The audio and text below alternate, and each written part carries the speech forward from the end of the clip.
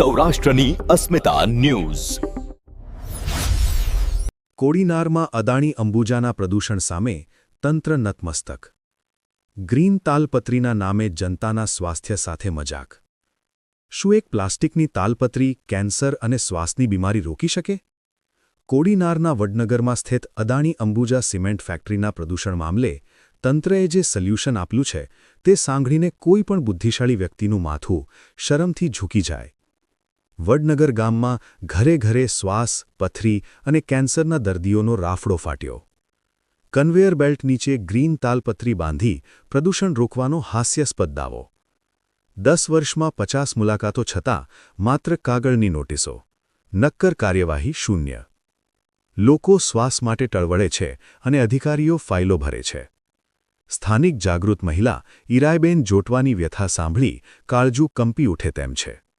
તેમના પતિ શ્વાસની બીમારીથી પીડાય છે અને 2 પુત્રોએ પથરીના ઓપરેશન કરાવવા પડ્યા છે.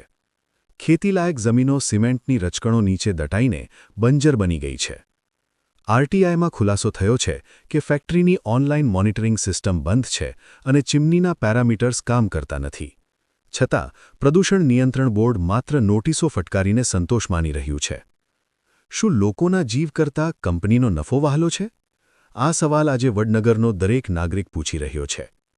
મુખ્યમંત્રીના સ્વાગત કાર્યક્રમમાં જ્યારે આ પ્રશ્ન રજૂ થયો ત્યારે કંપનીએ ગ્રીન તાલપત્રી બાંધવાનું લોલીપોપ આપ્યું અને આશ્ચર્યજનક રીતે અધિકારીઓએ આ વાહિયાત દલીલ સ્વીકારી ફરિયાદનો નિકાલ કરી દીધો.